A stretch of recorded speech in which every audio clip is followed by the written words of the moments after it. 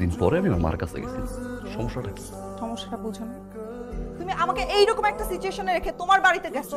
কোন সিচুয়েশন রেখে গেছে মারিয়া? তুমি কি 7 মাসের প্রেগনেন্ট নাকি 6 মাসের প্রেগনেন্ট? আর 3 মাস হলো তো না, মাত্র কনসেপ্ট করছো তুমি।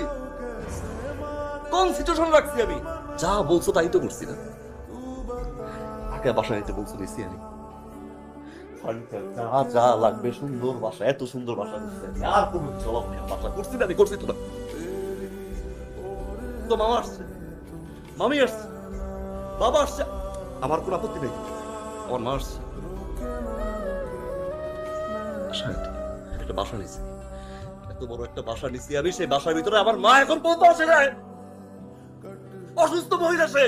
আমি গেছি একটা রাত আমার সাথে থাকতে, একটা রাত ফোনের পর ফোন। আচ্ছা টেল মি ওয়ান থিং, না টেল মি ওয়ান, আমার সংসার, আমি বিয়ে করছি, আমি তো ম্যাচিউর না, ম্যাচিউর না, ম্যাচিউর তো না, ম্যাচিউর না। বাবা ইন্টারফেয়ার করবে, মা ইন্টারফেয়ার করবে, মামি ইন্টারফেয়ার করবে, চাই কি তারা? আরে আমার সংসার মতো করতে হবে না। বাড়িতে গেছো, সাথে সাথে কান পড়া দিয়ে দিচ্ছে তোমার মাথায়, না? আল্লাহই জানে অসুস্থ নাকি অসুস্থ। এক থাপ্পড় দিয়ে দাঁত সব ফেলে দেব, মানে তুমি তোমার বলছো কেন সুস্থ করে যাও? আমি এতদিন ওয়েট করছি এই জন্য যে ম্যাচুরিটি একদিন হবে, আল্লাহ বুঝ দিবে, তারপর আমার কাছে ক্ষমা চাবার, শাশুড়ি হিসাবে তার ছেলের কাছ থেকে প্রপার সম্মানটা পাবে সে।